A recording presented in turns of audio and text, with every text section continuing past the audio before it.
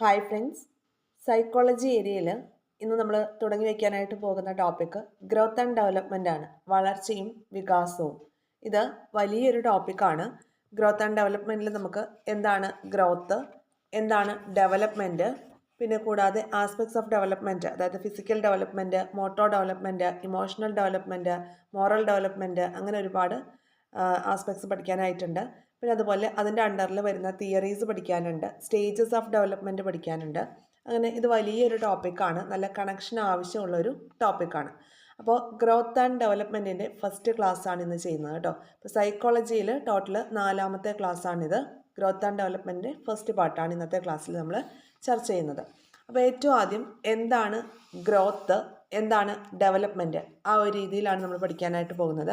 അപ്പോൾ ഗ്രോത്ത് എന്ന് പറഞ്ഞാൽ നമുക്കറിയാം അല്ലേ, ഒരു കുഞ്ഞ് പിറന്നു വീണ ഒരു കുഞ്ഞ് എന്താണ് ഓരോ മാസം കഴിയുമ്പോഴും അവൻ്റെ ആകെയുള്ള ആ ഒരു പിണ്ടത്തിലുണ്ടാവുന്ന വർധനവ് എങ്ങനെയാണെന്ന് നമുക്കറിയാനായിട്ട് പറ്റും.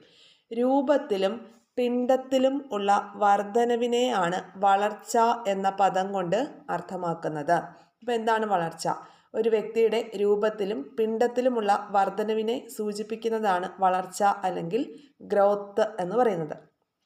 അപ്പോൾ എങ്ങനെയാണ് ഈ ഗ്രോത്ത് ഉണ്ടാവുന്നത്? സെൽ ഡിവിഷൻ നടക്കുന്നുണ്ട് അല്ലേ, സെൽ ഡിവിഷൻ നടക്കുന്നുണ്ട്, കോശവർദ്ധനവ് നടക്കുന്നുണ്ട്. അതിൻ്റെ ഫലമായിട്ടാണ് എന്ത് ചെയ്യുന്നത്, നമ്മളുടെ പിണ്ടത്തിൽ ഇൻക്രീസ് ഉണ്ടാവുന്നത് അല്ലെങ്കിൽ പിണ്ടത്തിൽ ഹൈക്ക് ഉണ്ടാവുന്നത്. അങ്ങനെ ആകുമ്പോഴാണ് എന്ത് ചെയ്യുന്നത്, വളർച്ച ഉണ്ടാവുന്നത്. വളർച്ച കൃത്യമായി അളന്ന് അറിയാവുന്നതാണ്. വളർച്ച ക്വാണ്ടിറ്റേറ്റീവ് ആണെന്ന് നമുക്ക് പറയാം. വളർച്ച എന്ത് ചെയ്യാം, കൃത്യമായിട്ട് നമുക്ക് അളക്കാനായിട്ട് സാധിക്കും. എന്നാൽ അതൊരു അനുസ്യൂത പ്രക്രിയയല്ല, എന്ന് വെച്ചാൽ കണ്ടിന്യൂസ് ആയിട്ടുള്ളൊരു പ്രോസസ്സല്ല. പരിപക്വനം അല്ലെങ്കിൽ മെച്ചുറേഷൻ സംഭവിക്കുന്നതോടുകൂടി വളർച്ച നിലയ്ക്കുകയാണ് ചെയ്യുക അല്ലേ. നമ്മൾ ത്രൂ ഔട്ട് നമ്മൾ വളർന്നുകൊണ്ടേ ഇരിക്കുമോ? ഇല്ല. ഒരു പ്രത്യേക ഏജ് എത്തുമ്പോൾ, ഒരു മെച്ചുറേഷൻ ആയി കഴിയുമ്പോൾ, നമ്മുടെ ബോഡി മെച്ചുവേർഡ് ആയി കഴിയുമ്പോൾ പിന്നെ നമ്മൾ വളരില്ല അല്ലേ. പിന്നെ നമ്മൾ തടിയൊക്കെ വയ്ക്കുക എന്ന് പറഞ്ഞാൽ അത് ഫാറ്റാണ്. അപ്പോൾ വളർച്ച ഘടനാപരവും ശാരീരികവുമായ മാറ്റത്തെ കുറിക്കുന്നു. അതിൻ്റെ ഫലങ്ങൾ നേരിട്ട് നിരീക്ഷിക്കാനും കഴിയും. വളർച്ചയുമായി ബന്ധപ്പെട്ട പോയിന്റ്സാണ് ഇപ്പോൾ നമ്മൾ പറഞ്ഞത്. എന്തൊക്കെ കാര്യങ്ങളാണ് പറഞ്ഞത്? ഒരു വ്യക്തിയുടെ രൂപത്തിലും പിണ്ടത്തിലുമുള്ള വർധനവാണ് വളർച്ച എന്ന് പറയുന്നത്. വളർച്ച ഘടനാപരവും ശാരീരികവുമായിട്ടുള്ള മാറ്റത്തെ കുറിക്കുന്നു. അതുപോലെ എന്താണ്, കോശവർദ്ധനവ് അല്ലെങ്കിൽ ജൈവകോശങ്ങളുടെ വർധനവിൻ്റെ ഫലമാണ് വളർച്ച എന്ന് പറയുന്നത്. പരിപക്വനത്തോടുകൂടി അവസാനിക്കുകയും സഞ്ചിത സ്വഭാവം പുലർത്തുകയും ചെയ്യുന്നതാണ് വളർച്ച എന്നത്. ഓക്കെ അല്ലേ. പരിപക്വനം അല്ലെങ്കിൽ മെച്ചുറേഷൻ സംഭവിക്കുന്നത് കൂടി എന്ത് ചെയ്യും, വളർച്ച നിലയ്ക്കും. വളർച്ച ഘടനാപരവും ശാരീരികവുമായിട്ടുള്ള മാറ്റത്തെ കുറിക്കുന്നതാണ്. അതിൻ്റെ ഫലങ്ങൾ നേരിട്ട് നമുക്ക് ഒബ്സർവ് ചെയ്യാനായിട്ട് സാധിക്കുകയും ചെയ്യും. ഇനി എന്താണ് ഡെവലപ്മെൻറ്റ് എന്നതിനെ കുറിച്ചാണ് പറയുന്നത്. ഘടനാപരവും ശാരീരികവുമായ മാറ്റങ്ങളെ വളർച്ചയായി പരിഗണിക്കുമ്പോൾ ഗുണപരമായ എന്ന് വെച്ചാൽ ക്വാളിറ്റേറ്റീവ് ആയിട്ടുള്ള വർധനവിനെ വികാസം എന്ന് പറയും. ക്വാണ്ടിറ്റിയാണ് ഇൻക്രീസ് ചെയ്യുന്നതെങ്കിൽ അത് വളർച്ചയും, ക്വാളിറ്റേറ്റീവ് ആയിട്ടുള്ള ഇംപ്രൂവ്മെൻ്റ് ആണെങ്കിൽ അതിനെ നമുക്ക് വികാസം അല്ലെങ്കിൽ ഡെവലപ്മെൻറ്റ് എന്ന് പറയാം. വികാസം എന്താണ്? ഒരു ത്രൂ ഔട്ട് പ്രോസസ്സാണ്. ജനനം മുതൽ മരണം വരെ ആണ് വൂം ടു ടോം പ്രോസസ് എന്നാണ് പറയുന്നത് അല്ലേ. വികാസം ജനനം മുതൽ മരണം വരെ അനുസ്യൂതം നടക്കുന്നു, കണ്ടിന്യൂസ് ആയിട്ടുള്ളൊരു പ്രോസസ്സാണ്. പരിപക്വനത്തോടു കൂടി വികാസം അവസാനിക്കുന്നില്ല. പക്ഷേ ഗ്രോത്ത് എങ്ങനെയാണ്? പരിപക്വനത്തോടു കൂടി അവസാനിക്കുന്നു. പിന്നെ എങ്ങനെയാണ്? അത് നമുക്ക് അളന്നറിയാനായിട്ട് സാധിക്കും. അത് പക്ഷേ എന്തല്ല, അനുസ്യൂതമല്ല, കണ്ടിന്യൂസ് പ്രോസസ് അല്ല. പരിപക്വനത്തോടു കൂടി വികാസം അവസാനിക്കുന്നില്ല. ഓക്കെ, വികാസം എന്ത് ചെയ്യുന്നില്ല, പരിപക്വനത്തോടു കൂടി അവസാനിക്കുന്നില്ല. എന്നാൽ ഗ്രോത്ത് എന്ത് ചെയ്യും, പരിപക്വനം മെച്ചുറേഷനോട് കൂടി അവസാനിക്കുകയും ചെയ്യും. രണ്ടും കൂടിയുള്ള ഡിസ്റ്റിങ്ഷനായിട്ട് നമുക്കത് പഠിക്കണം, ഇമ്പോർട്ടൻ്റ് ആണ് കേട്ടോ. താഴെ തന്നിട്ടുള്ള കാര്യങ്ങളിൽ വളർച്ചയുമായി ബന്ധപ്പെട്ടത് ഏത്, അല്ലെങ്കിൽ വികാസവുമായി ബന്ധപ്പെടാത്ത പ്രസ്താവന താഴെ തന്നിരിക്കുന്നതിൽ ഏതാണ് ഒക്കെ ചോദിക്കാം. വളർച്ചയിലൂടെയാണ് മസ്തിഷ്കത്തിൻ്റെ വലിപ്പവും തൂക്കവും വർദ്ധിക്കുന്നത്. ബുദ്ധിയുടെ സൂക്ഷ്മവും കാര്യക്ഷമവുമായ ഉപയോഗം വികാസത്തിന് കാരണമാകുന്നുണ്ട്. കൈവിരലുകൾക്ക് നീളവും വണ്ണവും വർദ്ധിക്കുന്നത് വളർച്ചയും കൈവിരലുകൾ കൃത്യതയോടും സൂക്ഷ്മതയോടും വേഗത്തിലും പ്രവർത്തിപ്പിക്കാൻ കഴിയുന്നത് വികാസവുമാണ്. ഒരു എക്സാമ്പിളാണ് പറഞ്ഞിരിക്കുന്നത്. കൈവിരലുകൾക്ക് നീളവും വണ്ണവും വർദ്ധിക്കുന്നത് വളർച്ചയായി കണക്കാക്കാമെങ്കിൽ കൈവിരലുകൾ കൃത്യതയോടും സൂക്ഷ്മതയോടും വേഗത്തിലും പ്രവർത്തിപ്പിക്കാൻ കഴിയുന്നത് വികാസവുമായി നമുക്ക് എക്സാമ്പിളായിട്ട് കണക്ട് ചെയ്യാം. ഓക്കെ, വികാസം വ്യക്തിയുടെ സമഗ്രമായ മാറ്റത്തെ ഉൾക്കൊള്ളുന്നു. ഒരു വ്യക്തിയിൽ ധനാത്മകവും ഋണാത്മകവുമായ മാറ്റങ്ങൾ സംഭവിക്കും. പോസിറ്റീവായിട്ടും നെഗറ്റീവായിട്ടുള്ള മാറ്റങ്ങൾ സംഭവിക്കും. സാധാരണഗതിയിൽ പുരോഗാത്മകമായിട്ടുള്ള പരിവർത്തനങ്ങളെ മാത്രമേ വികാസമായി പരിഗണിക്കാറുള്ളൂ. ജരാനരകൾ ഉണ്ടാകുന്നതോ കോണി കയറുമ്പോൾ കിതപ്പ് കൂടുന്നതോ വികാസമായി പരിഗണിക്കാറില്ല. ചുരുക്കത്തിൽ വ്യക്തിയെ അനുക്രമമായി പരിപക്വനത്തിലേക്ക് നയിക്കുന്ന പുരോഗമനാത്മകമായിട്ടുള്ള വ്യതിയാനമാണ് വികാസം എന്ന് പറയുന്നത്. അപ്പോൾ വികാസവുമായി ബന്ധപ്പെട്ട് ഇപ്പോൾ നമ്മൾ എന്തൊക്കെ കാര്യങ്ങളാണ് പറഞ്ഞത്? വ്യക്തിയെ അനുക്രമമായി പരിപക്വതയിലേക്ക് നയിക്കുന്ന പുരോഗമനാത്മകമായിട്ടുള്ള വ്യതിയാനമാണ് വികാസം എന്ന് പറഞ്ഞു അല്ലേ. അതായത് നമുക്കത് ക്വാളിറ്റേറ്റീവ് ആയിട്ടുള്ള ഡെവലപ്മെൻറ്റ് എന്താണ്? ക്വാളിറ്റേറ്റീവാണ്. ഘടനാപരവും ശാരീരികവുമായ മാറ്റങ്ങളെ വളർച്ചയായിട്ടാണ് നമ്മൾ പരിഗണിക്കുന്നതെങ്കിൽ ക്വാളിറ്റേറ്റീവായിട്ടുള്ള വർധനവിനെ വികാസം എന്ന് പറയുന്നു. വികാസം ജനനം മുതൽ മരണം വരെ അനുസ്യൂതം നടക്കുന്നു, കണ്ടിന്യൂസ് ആയിട്ട് നടക്കുന്നു. പരിപക്വനത്തോടുകൂടി വികാസം അവസാനിക്കുന്നില്ല. വളർച്ചയിലൂടെയാണ് മസ്തിഷ്കത്തിൻ്റെ വലിപ്പവും തൂക്കവും ഒക്കെ വർദ്ധിക്കുന്നത്. എന്നാൽ ബുദ്ധിയുടെ സൂക്ഷ്മവും കാര്യക്ഷമവുമായിട്ടുള്ള ഉപയോഗം വികാസത്തിന് കാരണമാവുകയും ചെയ്യുന്നു. അപ്പോൾ അതൊരു എക്സാമ്പിളാണ്. അതുപോലെ തന്നെ കൈവിരലുകൾക്ക് നീളവും വണ്ണവും ഒക്കെ വർദ്ധിക്കുന്ന വളർച്ചയായി പരിഗണിക്കുന്നുണ്ടെങ്കിൽ കൈവിരലുകൾ നമ്മൾ കൃത്യതയോടുകൂടിയും അല്ലെങ്കിൽ സൂക്ഷ്മതയോടുകൂടിയും വേഗത്തിലൊക്കെ പ്രവർത്തിപ്പിക്കുകയാണെങ്കിൽ അത് വികാസമായിട്ടും കണക്കാക്കാം. അപ്പോൾ ഈ വികാസം എന്നത് വ്യക്തിയുടെ സമഗ്രമായിട്ടുള്ള മാറ്റത്തെ ഉൾക്കൊള്ളുന്ന ഒന്നാണ്. അത് പോസിറ്റീവുമാകാം നെഗറ്റീവുമാകാം. എങ്കിലും സാധാരണഗതിയിൽ പോസിറ്റീവായിട്ടുള്ള പരിവർത്തനങ്ങളെ മാത്രമാണ് വികാസമായിട്ട് നമ്മൾ പരിഗണിക്കുന്നത് എന്നുള്ളത് ഓർത്തു വച്ചേക്കുക. ക്ലിയർ ആയല്ലോ? അപ്പോൾ ഗ്രോത്ത് എന്താണ്, ഡെവലപ്മെൻറ്റ് എന്താണ് എന്നുള്ള കാര്യമാണ് നമ്മളിവിടെ പറഞ്ഞത്. അത് തന്നെയാണ് ഈ ബോക്സിൽ ഒന്നുകൂടെ തന്നിരിക്കുന്നത് കേട്ടോ. കോശ വിഭജനം മൂലമാണ് എന്ത് ചെയ്യുന്നത്? പിണ്ടത്തിലുണ്ടാവുന്ന വർധനവ്, അതാണ് ഗ്രോത്ത് എന്ന് പറയുന്നത്. അതെന്താണ്? വ്യക്തിയെ അനുക്രമമായി പരിപക്വനത്തിലേക്ക് നയിക്കുന്ന പുരോഗമനാത്മകമായിട്ടുള്ള മാറ്റമാണ് വികാസം എന്ന് പറയുന്നത്. ശാരീരിക വളർച്ച എന്നത് ഘടനാപരവും ശാരീരികവുമായ മാറ്റമാണ്. എന്നാൽ വികാസം എന്ന് പറയുന്നത് ശാരീരികം മാത്രമല്ല, അത് സാമൂഹിക, വൈജ്ഞാനിക, വൈകാരിക, സന്മാർഗിക മേഖലകളിൽ ഉൾപ്പെടുന്ന സമഗ്രമായിട്ടുള്ള വളർച്ചയാണ്. നെക്സ്റ്റ് പോയിന്റ് നോക്കാം. വളർച്ച ഗുണാത്മകമാണ്, ക്വാണ്ടിറ്റേറ്റീവ് ആണ്. എന്നാൽ വികാസം ഗുണാത്മകമാണ്, ക്വാളിറ്റേറ്റീവ് ആണ്. ഡിഫറൻസ് മനസ്സിലാക്കുക. വളർച്ച അനുസ്യൂത പ്രക്രിയയല്ല, കണ്ടിന്യൂസ് പ്രോസസ് അല്ല. പരിപക്വനത്തോടു കൂടി വളർച്ച നിലയ്ക്കുന്നു. എന്നാൽ വികാസം ജനനം മുതൽ മരണം വരെ നടക്കുന്ന അനുസ്യൂത പ്രക്രിയയാണ്. പരിപക്വനത്തോടു കൂടി വികാസം അവസാനിക്കുന്നില്ല. വളർച്ച ബാഹ്യമായിട്ടുള്ള മാറ്റങ്ങളെ കുറിക്കുന്നു എന്നാണെങ്കിൽ വികാസം എങ്ങനെയാണ്? സാമൂഹിക, വൈജ്ഞാനിക, വൈകാരിക, സന്മാർഗികമായിട്ടുള്ള മേഖലകളുമായി ബന്ധപ്പെട്ടിരിക്കുന്നു. വളർച്ച പരിപക്വനത്തെയും പഠനത്തെയും ആശ്രയിക്കുന്നില്ല. എന്നാൽ വികാസം പരിപക്വനത്തെയും പഠനത്തെയും ആശ്രയിക്കുന്നുണ്ട്. ഇനി നോക്കിയേ, വളർച്ചയിലുണ്ടാവുന്ന മാറ്റങ്ങൾ സഞ്ചിതമാണ്, ക്യുമുലേറ്റീവ് ആണ്. അതുകൊണ്ട് തന്നെ നമുക്ക് നേരിട്ട് നിരീക്ഷിക്കാനായിട്ടും അത് റെക്കോർഡ് ചെയ്ത് വെക്കാനായിട്ടും സാധിക്കും. എന്നാൽ വികാസഫലമായിട്ടുണ്ടാവുന്ന മാറ്റങ്ങൾ പലതും വളർച്ചയിലേതുപോലെ കൃത്യമായിട്ട് നമുക്ക് ഒബ്സർവ് ചെയ്ത് വയ്ക്കാനായിട്ട് സാധിക്കില്ല. വളർച്ച വികാസത്തിന് കാരണമായെന്നും അല്ലെന്നും വരാം. എന്നാൽ വികാസം എന്ന് പറയുന്നത് വളർച്ചയില്ലാതെ തന്നെ ഉണ്ടാകുന്ന കാര്യമാണ്. വളർച്ച വികാസത്തിന് കാരണമായേക്കാം, അല്ലെങ്കിൽ കാരണമല്ലാതായേക്കാം. പക്ഷേ വികാസം എന്ന് പറയുന്നത് വളർച്ചയില്ലാതെ തന്നെ ഉണ്ടാവുന്ന കാര്യമാണ്. ഇനി വളർച്ച വികാസ പ്രക്രിയയിലെ പല അംശങ്ങളിൽ ഒന്ന് മാത്രമാണ്. വികാസം കൂടുതൽ വിപുലവും സമഗ്രവുമാണ്. അത് വ്യക്തിയുടെ എല്ലാ മാറ്റങ്ങളെയും ഉൾക്കൊള്ളുന്നുണ്ട്. അപ്പോൾ എന്താണ് വികാസം, എന്താണ് വളർച്ച എന്ന് നമ്മൾ പറഞ്ഞു. ഏറ്റവും ഇമ്പോർട്ടൻ്റ് ആയിട്ട് നമ്മൾ ഓർത്തിരിക്കേണ്ടത് വളർച്ച എന്ന് പറയുമ്പോൾ അതെന്താണ്? ക്വാണ്ടിറ്റേറ്റീവ് ആണ്. എന്നാൽ ഡെവലപ്മെൻറ്റ് എന്ന് പറയുന്നത് ക്വാളിറ്റേറ്റീവ് ആണ്. ഗ്രോത്ത് നമുക്ക് ഡയറക്റ്റ്ലി ഒബ്സർവബിൾ ആണ് അല്ലേ. പക്ഷേ വികാസം എന്ന് പറയുന്നത് ചിലപ്പോൾ നമുക്ക് ഡയറക്റ്റ്ലി ഒബ്സർവ് ചെയ്യാനോ അതല്ലെങ്കിൽ എത്രത്തോളം അതുണ്ട് എന്ന് നമുക്ക് അളന്നെടുക്കാനോ ആയിട്ട് മാപനം ചെയ്യാനോ ആയിട്ട് സാധിച്ചു കൊള്ളണമെന്നില്ല. പിന്നെ ഗ്രോത്ത് എന്ന് പറയുന്നത് എന്താണ്? മെച്ചുറേഷനോട് കൂടി എൻഡ് ചെയ്യുന്ന ഈ പ്രോസസ്സാണ്. വികാസം എന്ന് പറയുന്നത് വൂം ടു ടോം പ്രോസസ്സാണ് അല്ലേ.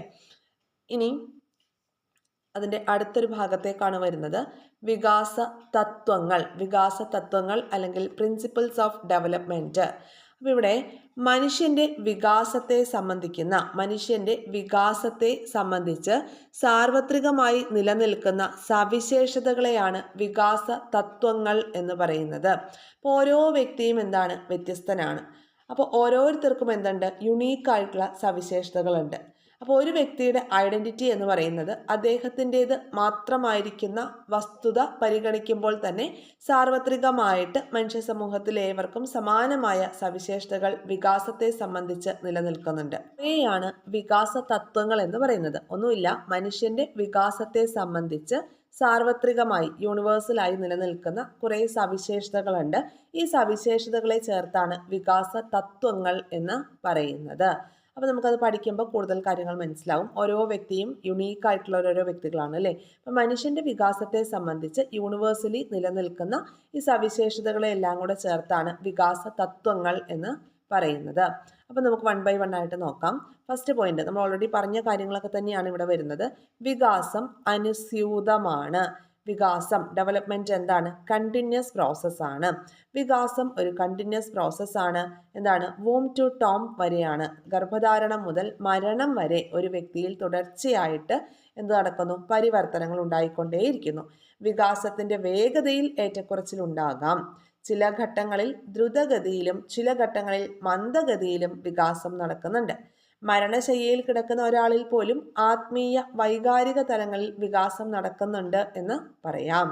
വികാസം എന്നത് അനുസ്യൂതമാണ്. ഡെവലപ്മെന്റ് ഈസ് കണ്ടിന്യൂസ് എന്ന് മനസ്സിലാക്കി വെക്കുക. അതിൻ്റെ അണ്ടറിൽ വരുന്ന പോയിന്റ് എന്താണ്, it's a womb to tomb process. പിന്നെ എന്താണ്, ഇറ്റ്സ് എ കണ്ടിന്യൂസ് പ്രോസസ്. പിന്നെന്താണ്, വികാസം എന്ന് പറയുന്നത് അതിൻ്റെ വേഗത്തിൽ ഏറ്റക്കുറച്ചിലുകൾ ഉണ്ടാകാം. ചില ഘട്ടങ്ങളിൽ ദ്രുതഗതിയിലുള്ള വികാസവും ചില ഘട്ടങ്ങളിൽ മന്ദഗതിയിലുള്ള വികാസവുമാണ് നടക്കുന്നത്.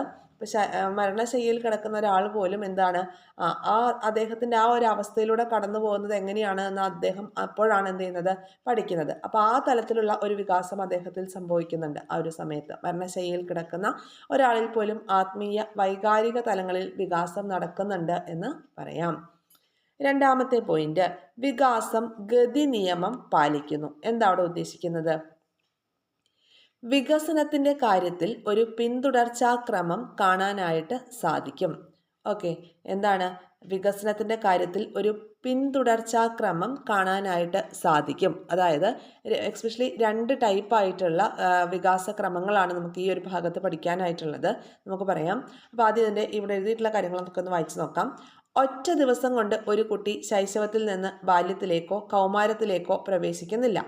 പൊടുന്നനെ ഒരു ശിശു സംസാരിക്കാനോ കണക്ക് കൂട്ടാനോ പഠിക്കുന്നില്ല. നിയതമായ സ്വഭാവത്തോടു കൂടി അവിരാമമായി നടക്കുന്ന പരിവർത്തനമാണ് വികാസം എന്ന് പറയുന്നത്. യുക്തിവിചാരത്തിന് മുമ്പ് സ്മൃതി, അമൂർത്ത ചിന്തനത്തിന് മുൻപ് മൂർത്ത ചിന്ത തുടങ്ങി ക്രമം വികാസത്തിൽ കാണാനായിട്ട് സാധിക്കും. സാധാരണ അനുവർത്തിച്ചു വരുന്ന 2 വികാസ ക്രമങ്ങളാണ് നമുക്ക് പഠിക്കാനായിട്ടുള്ളത്.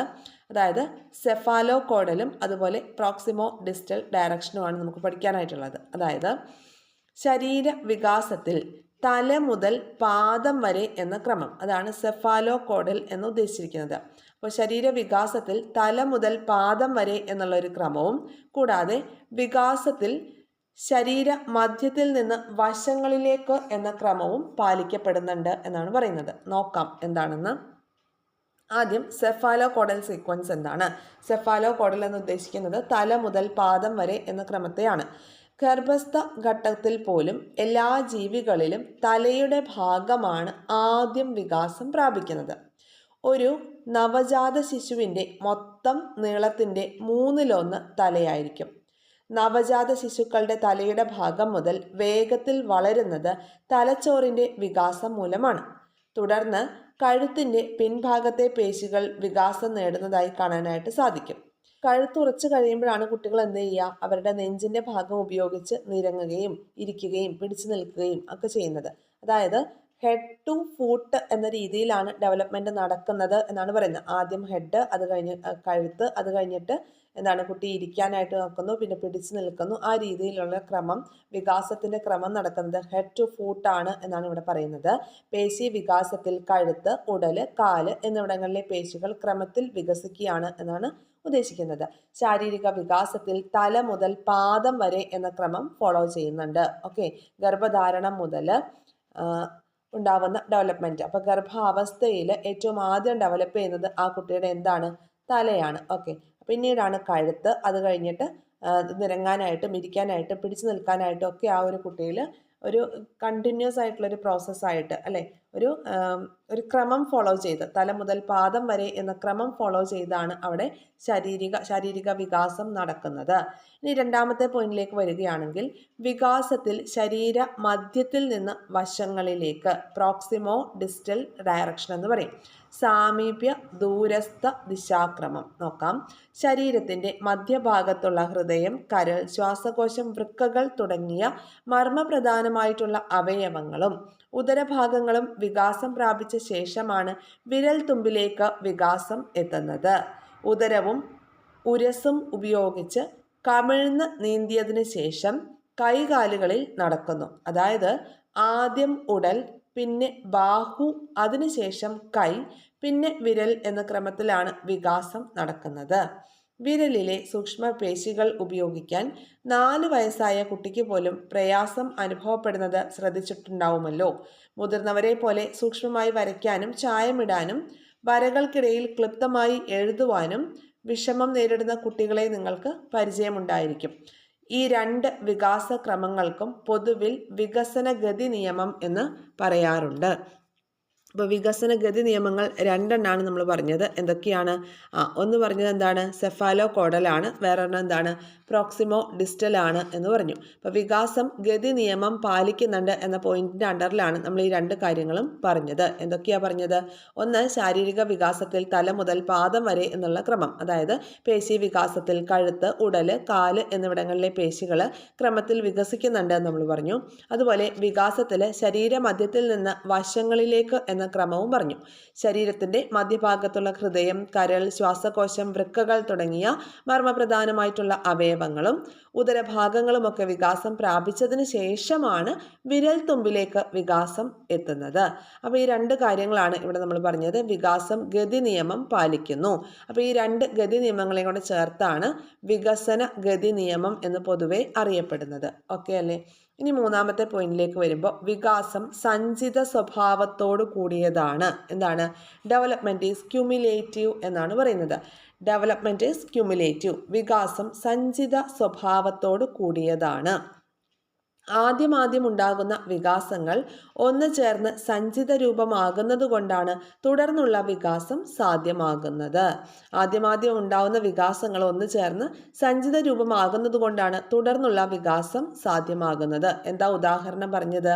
ഉദാഹരണമായി, ഒരു ശിശു കേൾക്കുന്നു, കാണുന്നു, രുചിക്കുന്നു, സ്പർശിക്കുന്നു. അപ്പം ഇതെല്ലാം കൂടി ഒന്നു ചേർന്നുണ്ടാവുന്ന സംവേദനമാണ് പ്രത്യക്ഷണത്തിന് സഹായിക്കുന്നത് എന്നാണ് എക്സാമ്പിളായിട്ട് കൊടുത്തിരിക്കുന്നത്. അപ്പോൾ ഒരു ശിശു കേൾക്കുകയും കാണുകയും രുചിക്കുകയും സ്പർശിക്കുകയും ഒക്കെ ചെന്ന് കഴിയുമ്പോൾ അതെല്ലാം കൂടി ഒന്ന് ചേർന്നിട്ട് ഉള്ള സംവേദനം അല്ലെങ്കിൽ സെൻസേഷനാണ് ആ കുട്ടിയെ സംബന്ധിച്ച് ആ കുട്ടിയുടെ പെർസെപ്ഷന് കാരണമായിട്ട് മാറുന്നത്.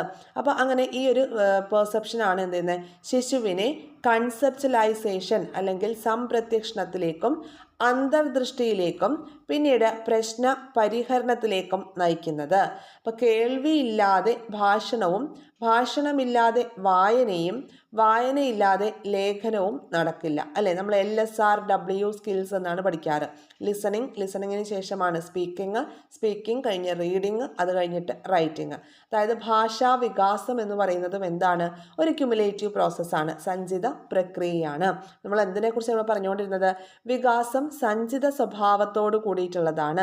ഡെവലപ്മെൻറ്റ് ഈസ് ക്യുമുലേറ്റീവ് എന്നാണ് പറഞ്ഞത്. ആദ്യം ഉണ്ടാവുന്ന വികാസങ്ങൾ ഒന്ന് ചേർന്ന് സഞ്ചിത രൂപമാകുമ്പോഴാണ് എന്ത് ചെയ്യുന്നത്, വികാസം നടക്കുന്നത്. ഒരു കുട്ടി കേൾക്കുന്നു, കാണുന്നു, രുചിക്കുന്നു, സ്പർശിക്കുന്നു, അതെല്ലാം ചേർന്നുണ്ടാവുന്ന സെൻസേഷനാണ് അവനെ പ്രത്യക്ഷണത്തിലേക്ക് നയിക്കുന്നത്. അപ്പോൾ ഈ ഒരു പ്രത്യക്ഷണമാണ് അവൻ എന്ത് ചെയ്യുന്നത്, കൺസെപ്റ്റലൈസേഷനും തുടർന്ന് ഇൻസൈറ്റിലേക്കും അതേ തുടർന്ന് അവൻ്റെ ജീവിതത്തിൽ പ്രശ്നപരിഹാര ഘട്ടങ്ങളിലേക്കുമൊക്കെ നയിക്കുന്നത്. അതുപോലെ തന്നെയാണ് നമ്മൾ പറഞ്ഞത് ഭാഷാ വികാസവും എന്താണ്, ഒരു ക്യുമുലേറ്റീവ് പ്രോസസ്സാണ്. ലിസണിങ്, സ്പീക്കിംഗ്, റീഡിംഗ്, റൈറ്റിംഗ് എന്ന ക്രമമാണ് അവിടെ ഫോളോ ചെയ്യുന്നത്. ഇനി 4ാമത്തെ പോയിന്റിലേക്ക് വരുമ്പോൾ വികാസം സാമാന്യത്തിൽ നിന്ന് വിശേഷത്തിലേക്ക് കടക്കുന്നു. Development proceed from general to specific. സാമാന്യത്തിൽ നിന്ന് വിശേഷത്തിലേക്ക് കടക്കുന്നു. എന്താ ഈ ഭാഗത്ത് പറയുന്നത് നോക്കിയാലോ. നവജാത ശിശുവിന് സൂക്ഷ്മപേശികൾ ചലിപ്പിക്കാൻ പ്രയാസമാണ്. അവയവങ്ങൾ സ്ഥൂലമായാണ് ചലിപ്പിക്കുന്നത്. ഒരു ശിശു അകലെയുള്ള കളിപ്പാട്ടം എടുക്കുന്നതിന് ശരീരം മുഴുവൻ കളിപ്പാട്ടത്തിനടുത്തേക്ക് എത്തിച്ച ശേഷം കൈയും ശരീരവും ചേർന്നായിരിക്കും അതെടുക്കുക, അല്ലേ? നമ്മളെപ്പോലെ 2 വിരലുകൾ ചേർത്തൊരു പേന എടുക്കാൻ ഒരു കുട്ടിക്കാവുമോ? ഇല്ല. അവനെ സംബന്ധിച്ച് അവൻ എന്ത് ചെയ്യും, അവൻ്റെ ശരീരം മുഴുവൻ അതിന് വേണ്ടിയിട്ട് യൂട്ടിലൈസ് ചെയ്യും, അല്ലേ? അതായത് വളരെ സ്ഥൂലമായിട്ടാണ്, സൂക്ഷ്മവും സ്ഥൂലവും, മാക്രോയും മൈക്രോയും. അപ്പോൾ അവനിൽ എന്ത് നടന്നിട്ടില്ല, മൈക്രോ ഡെവലപ്മെൻറ്റ്സ് ഒന്നും നടന്നിട്ടില്ല. നവജാത ശിശുവിന് സൂക്ഷ്മപേശികൾ ചലിപ്പിക്കാൻ പ്രയാസമാണ്.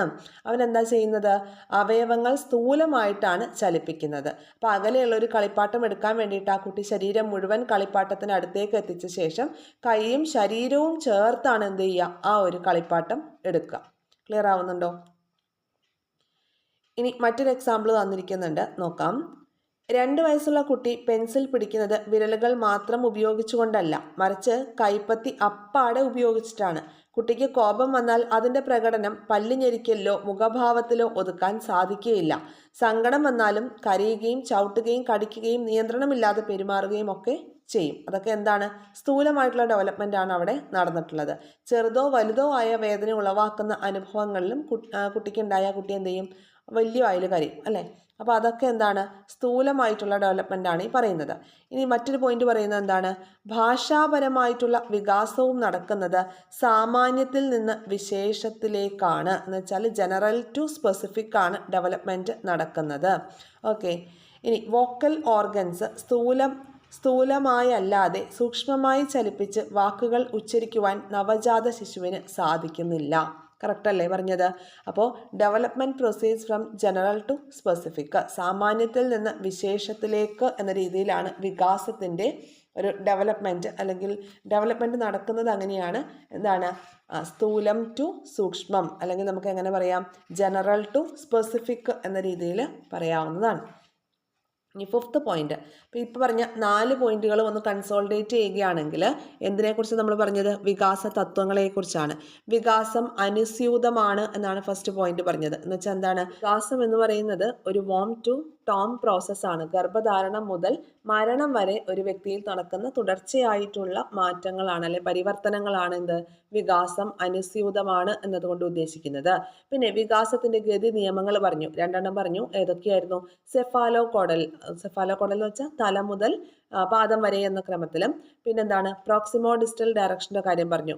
സാമീപ്യ ദൂരസ്ഥ ദിശാക്രമം അല്ലെങ്കിൽ ശരീരമധ്യത്തിൽ നിന്ന് വശങ്ങളിലേക്കുള്ള വികാസത്തിന്റെ കാര്യമാണ് വികസനഗതി നിയമത്തിൽ നമ്മൾ പറഞ്ഞത്. പിന്നെ പറഞ്ഞത് എന്താണ്, ഡെവലപ്മെന്റ് ഈസ് ക്യുമുലേറ്റീവ്, വികാസം സഞ്ചിത സ്വഭാവത്തോടു കൂടി നടക്കുന്നതാണ്. എന്ന് പറഞ്ഞാൽ എന്താണ് സഞ്ചിത സ്വഭാവം എന്ന് പറയുമ്പോൾ, ആദ്യം ഉണ്ടാവുന്ന വികാസങ്ങളൊക്കെ ഒന്ന് ചേർന്നിട്ട് ഒരു സഞ്ചിത രൂപമായിട്ട് ആ രീതിയിലാണ് ഡെവലപ്മെന്റ് നടക്കുന്നതെന്ന് പറഞ്ഞു, അല്ലെ? ക്യുമുലേറ്റീവ് ആണെന്ന് പറഞ്ഞു. പിന്നെ വികാസം സാമാന്യത്തിൽ നിന്ന് വിശേഷത്തിലേക്കാണ്, അതായത് ജനറൽ ടു സ്പെസിഫിക് ആണ് ഡെവലപ്മെന്റ് പ്രൊസീഡ് ചെയ്യുന്നത് എന്നൊരു കാര്യവും പറഞ്ഞു. ഇനി 5ാമത്തെ പോയിന്റ്, വികാസം പാരമ്പര്യത്തെയും പരിസരത്തെയും ആശ്രയിച്ചിരിക്കുന്നു. വികാസം പാരമ്പര്യത്തെയും പരിസരത്തെയും ആശ്രയിച്ചിരിക്കുന്നു. Development is the product of heredity and environment. നമുക്ക് എങ്ങനെ എഴുതാം, development is the product of heredity and environment. Product എന്നാണ് പറഞ്ഞിരിക്കുന്നത്, അല്ലേ? അപ്പോൾ development is the product of heredity and environment എന്ന് പറയാം. ക്രോമസോമിലുള്ള ജീനുകളിൽ നിന്ന് മാതാപിതാക്കളുടെ സ്വഭാവ വിശേഷങ്ങൾ സന്താനങ്ങളിലേക്ക് വ്യാപിക്കുന്ന പ്രക്രിയയാണ് പാരമ്പര്യം എന്ന് പറയുന്നത്. ക്രോമസോമിലുള്ള ജീനുകളിൽ നിന്ന് മാതാപിതാക്കളുടെ സ്വഭാവ വിശേഷങ്ങൾ സന്താനത്തിലേക്ക് വ്യാപിക്കുന്ന പ്രക്രിയയാണ് പാരമ്പര്യം എന്ന് പറയുന്നത്. അതായത് ജന്മനാ ലഭിക്കുന്നതെന്തോ അതാണ് പാരമ്പര്യം എന്ന് പറയാം. ത്വക്ക്, മുടി, കണ്ണ് എന്നിവയുടെ നിറം, മുഖത്തിൻ്റെ ആകൃതി, ശരീരത്തിൻ്റെ ഉയരം, വർണ്ണാന്തത എന്നുള്ളത് എന്താണ്? പരമ്പരാഗതമായി നമുക്ക് ലഭിക്കുന്ന ഒരു അസുഖമാണ് അല്ലേ, കളർ ബ്ലൈൻഡ്നെസ് എന്ന് പറയുന്നത്. അപ്പോൾ പരമ്പരാഗതമായി ലഭിക്കുന്ന ചില പരീക്ഷണങ്ങളിലൂടെ തെളിയിക്കപ്പെട്ടിട്ടുണ്ട്. അപ്പോൾ എന്തൊക്കെ കാര്യങ്ങളാണ്? ത്വക്ക്, മുടി, കണ്ണ്, പിന്നെ മുഖത്തിൻ്റെ ആകൃതി, ശരീരത്തിൻ്റെ ഉയരം, വർണ്ണാന്തത പോലെയുള്ള അസുഖങ്ങൾ, ഇതൊക്കെ എന്താണ്? നമുക്ക് പാരമ്പര്യമായിട്ട് ലഭിക്കുന്നതാണ് എന്നാണ് പറയുന്നത്. ബുദ്ധി, അഭിക്ഷമത അല്ലെങ്കിൽ ആപ്റ്റിറ്റ്യൂഡ്, മനോഭാവങ്ങൾ, സംസ്കാരം തുടങ്ങിയവയിൽ പരിസരത്തിൻ്റെ സ്വാധീനം നിർണായകമാണ്. അപ്പോൾ ക്രോമസോമിലുള്ള ജീനുകളിൽ നിന്ന് മാതാപിതാക്കളുടെ സ്വഭാവ സവിശേഷതകൾ സന്താനങ്ങളിലേക്ക് വ്യാപിക്കുന്ന പ്രക്രിയയ്ക്ക് പറയുന്ന പേരെന്ത്? പാരമ്പര്യം എന്നാണ് കേട്ടോ. ത്വക്ക്, മുടി, കണ്ണ് എന്നിവയുടെ നിറം, മുഖത്തിൻ്റെ ആകൃതി, ശരീരത്തിൻ്റെ ഉയരം, വർണ്ണാന്തത തുടങ്ങിയവ പരമ്പരാഗതമായിട്ട് നമുക്ക് ലഭിക്കുന്നതാണ്. പിന്നെന്താ നമ്മൾ പറഞ്ഞത്? ബുദ്ധി, അഭിക്ഷമത, മനോഭാവം, സംസ്കാരം തുടങ്ങിയവയിൽ പരിസരത്തിൻ്റെ സ്വാധീനം നിർണായകമാണ്.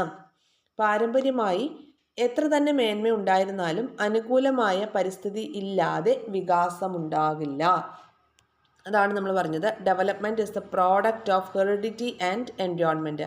പാരമ്പര്യമായി എത്ര തന്നെ മേന്മയുണ്ടായിരുന്നാലും അനുകൂലമായ പരിസ്ഥിതി ഇല്ലാതെ എന്തുണ്ടാവില്ല? വികാസം ഉണ്ടാകില്ല. പാരമ്പര്യമായി എത്ര തന്നെ മേന്മയുണ്ടായിരുന്നാലും അനുകൂലമായ പരിസ്ഥിതി ഇല്ലാതെ എന്തുണ്ടാവില്ല? വികാസം ഉണ്ടാകില്ല. ഇനി ഇവിടെ ഒരു റെപ്രസെൻറ്റേഷൻ തന്നിട്ടുണ്ട്. എന്താണ്? വികാസത്തെ ഒരു മട്ടത്രികോണമായി ചിത്രീകരിച്ചാൽ പാരമ്പര്യം അതിൻ്റെ പാദമായിട്ടും പരിസരം അതിൻ്റെ ലംബമായിട്ടും പരിഗണിക്കാം. പാരമ്പര്യം പാദമായി പരിഗണിക്കുന്നത് കൊണ്ട് പാദനീളം വർദ്ധിപ്പിക്കാൻ സാധിക്കില്ല. ലംബത്തിൻ്റെ നീളം എത്ര വേണമെങ്കിലും വർദ്ധിപ്പിക്കുകയോ കുറയ്ക്കുകയോ ചെയ്യാം. ലംബത്തിൻ്റെ നീളം വർദ്ധിപ്പിക്കുന്നതനുസരിച്ച് മട്ടത്രികോണത്തിൻ്റെ പരപ്പളവ് വർദ്ധിക്കുന്നു. അതായത് എന്താ ഉദ്ദേശിക്കുന്നത്? പാരമ്പര്യം എന്ന് പറയുന്നത് ഇവിടെ ബേസായിട്ടും പരിസരം എന്ന് പറയുന്നത് ലംബമായിട്ടുമാണ് കൊടുത്തിരിക്കുന്നത്. അപ്പോൾ ഈ ലംബത്തിൻ്റെ നീളം അല്ലെങ്കിൽ പരിസരമാണ് ഇവിടെ ലംബമായിട്ട് കൊടുത്തിരിക്കുന്നത്. ലംബത്തിൻ്റെ നീളം വർദ്ധിപ്പിക്കുന്നതനുസരിച്ച്, അതായത് പരിസരം മെച്ചപ്പെടുന്നതനുസരിച്ച് എന്ത് ചെയ്യും? ഇവിടെ വികാസം മെച്ചപ്പെട്ടതായി വരുമെന്നാണ് ഇവിടെ കാണിച്ചിരിക്കുന്നത്. മനസ്സിലാവുന്നുണ്ടല്ലോ? ഇനി അടുത്തൊരു പോയിന്റിലോട്ട് വരാം.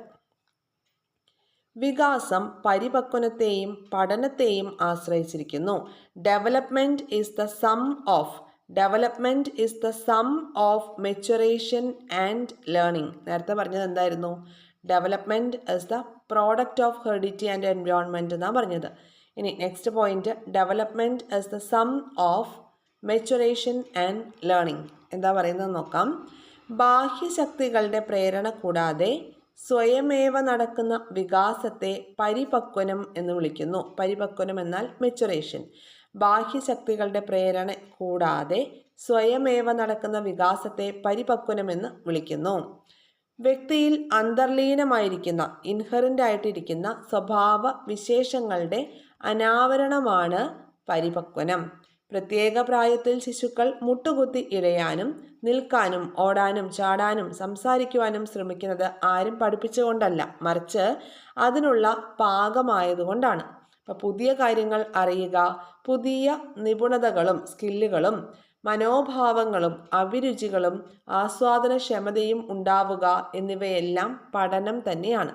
അപ്പോൾ എന്താ പറഞ്ഞത്? പ്രത്യേക പ്രായത്തിൽ ശിശുക്കൾ മുട്ടുകുത്തിയിഴയാനും നിൽക്കാനും ഓടാനും ചാടാനും സംസാരിക്കാനും ഒക്കെ ശ്രമിക്കുന്നവരെ ആരും പഠിപ്പിച്ചിട്ടല്ല, മറിച്ച് അതിനുള്ള പാകമായതുകൊണ്ടാണ്. അപ്പോൾ ഇവിടെ പറഞ്ഞു വരുന്നത് എന്താണ്? പരിപക്വനവും പഠനവും തമ്മിൽ അഭേദ്യമായിട്ടുള്ള ബന്ധമാണുള്ളത് എന്നാണ് പറഞ്ഞു വരുന്നത്. പെരുമാറ്റ രീതിയിലും അറിവിലും അഭിക്ഷമതയിലും കലാസ്വാദനത്തിലും മാറ്റങ്ങൾ ഉണ്ടാവുന്നത് പഠനം മൂലമാണ്. പരിപക്വനവും പഠനവും തമ്മിൽ അഭേദ്യമായിട്ടുള്ള ബന്ധമാണുള്ളത്. 1 വയസ്സായ കുട്ടിയെ എഴുതിക്കാനോ 5 വയസ്സുള്ള കുട്ടിയെ ഭരണഘടന പഠിപ്പിക്കാനോ ആരും ശ്രമിക്കാറില്ല. ഓരോന്നിനും ഓരോ പഠനാനുകൂല നിമിഷം, ടീച്ചബിൾ മൊമെന്റ് ഉണ്ട്. പ്രായം, സന്നദ്ധത, താൽപ്പര്യം എന്നിവയെല്ലാം ഒത്തിണങ്ങിയ സമയമാണിത്. പരിപക്വനത്തെ അവഗണിച്ച് പഠിപ്പിച്ചാൽ കുട്ടികൾ നിഷേധികളോ പഠനത്തിൽ പിന്നോക്കന്മാരോ ആയിത്തീരാൻ ഇടയുണ്ട്. ഇപ്പോൾ പറഞ്ഞത് എന്താണ്? വികാസം എന്ന് പറയുന്നത് പരിപക്വനത്തെയും പഠനത്തെയും ആശ്രയിച്ചിരിക്കുന്നു. Development is the sum of maturation and learning. Okay, next point, വികാസക്രമം രേഖീയമല്ല, മറിച്ച് ചാക്രികമാണ്. എന്താ ഈ ചാക്രികം എന്ന് പറഞ്ഞാൽ? സ്പൈറൽ അപ്രോച്ച് നമ്മൾ പഠിച്ചിട്ടില്ലേ? ബ്രൂണറുടെ സ്പൈറൽ അപ്രോച്ച് പഠിച്ചിട്ടുണ്ട്. അപ്പോൾ വികാസക്രമം രേഖീയമല്ല, മറിച്ച് ചാക്രികമാണ്. Development is not linear but spiral. ശൈശവത്തിൽ വളർച്ചയുടെ തോത് കൂടുതലാണ്. 1 വയസ്സാകുമ്പോൾ ജനിക്കുമ്പോഴുള്ള ഭാരത്തിൻ്റെ 3 മടങ്ങ് ഭാരം ഉണ്ടാകുന്നു. കൗമാരഘട്ടത്തിലും ഇതുപോലെയൊരു ചാട്ടം വളർച്ചയിൽ കണ്ടുവരുന്നു. മസ്തിഷ്കത്തിൻ്റെ വളർച്ച 7-8 വയസ്സാകുമ്പോഴാണ് പൂർണ്ണമാകുന്നത്. പക്ഷേ അതിൻ്റെ വികാസം ത്വരിതമാകുന്നത് പിന്നീടാണ്. തൈമസ് ഗ്രന്ഥിയുടെ വളർച്ച സവിശേഷമാണ്. 12 വയസ്സാകുമ്പോഴേക്കും ഈ ഗ്രന്ഥിയുടെ വലിപ്പം ഇരട്ടിയാകുന്നു. പിന്നീട് ക്രമേണ വലിപ്പം കുറഞ്ഞ് പൂർണ്ണത പ്രാപിക്കുന്നു. ഗർഭപാത്രം യൗവനാരംഭം വരെ വളർച്ചയില്ലാതിരുന്ന് പെട്ടെന്ന് വളർച്ച പ്രാപിക്കുകയാണ് ചെയ്യുന്നത്. ജനനേന്ദ്രിയത്തിൻ്റെ വികാസം ശൈശവത്തിലും ബാല്യത്തിലും മന്ദഗതിയിലും യൗവനാരംഭത്തിൽ അതിശീഘ്രവുമാണ്. നാഡീവ്യൂഹത്തിൻ്റെ വികാസം 6 മുതൽ 7 വയസ്സ് വരെ അതിശീഘ്രം നടക്കുന്നു. ബാലാന്ത്യത്തോടെ അത് സമ്പൂർണ്ണമാവുകയും ചെയ്യുന്നു. അസ്ഥികൂടം ശൈശവത്തിലും കൗമാരത്തിലും ത്വരിതഗതിയിൽ വളരുന്നു. അപ്പോൾ വികാസം എന്ന് പറയുന്നത് രേഖീയമല്ല, മറിച്ച് ചാക്രികമാണ് എന്നാണ് പറഞ്ഞിരിക്കുന്നത്. അപ്പോൾ ശൈശവത്തിൽ വളർച്ചയുടെ തോത് കൂടുതലാണ്. കുഞ്ഞുങ്ങൾക്ക് 1 വയസ്സാകുമ്പോഴേക്കും അവർ ജനിക്കുമ്പോഴുണ്ടാകുന്നതിൻ്റെ ഭാരം 3 മടങ്ങ് വർദ്ധിക്കുകയാണ് ചെയ്യുന്നത്, അല്ലേ? കുറഞ്ഞു വരുന്നുണ്ടോ വളർച്ച എന്ന് പറയുന്നത്? ഇല്ല. അപ്പോൾ കൗമാരഘട്ടത്തിലും ഇതുപോലെ തന്നെ ഒരു ചാട്ടമൊക്കെ നമുക്ക് അവരുടെ വളർച്ചയിൽ കാണാനായിട്ട് സാധിക്കും. അതുപോലെ ബോഡിയുടെ ഓരോ ഭാഗത്ത് നടക്കുന്ന ഡെവലപ്മെൻറ്റും എന്താണ്? അതൊരു ചാക്രികമായിട്ടുള്ള പ്രോസസ്സാണ്, സ്പൈറലായിട്ടാണ് നടക്കുന്നത് എന്നാണ് പറയുന്നത്. ഇനി നെക്സ്റ്റ്, വികാസം പരസ്പരം ബന്ധപ്പെട്ടിരിക്കുന്നു. Development is inter related. എങ്ങനെയാണ് ബന്ധപ്പെട്ടിരിക്കുന്നത്?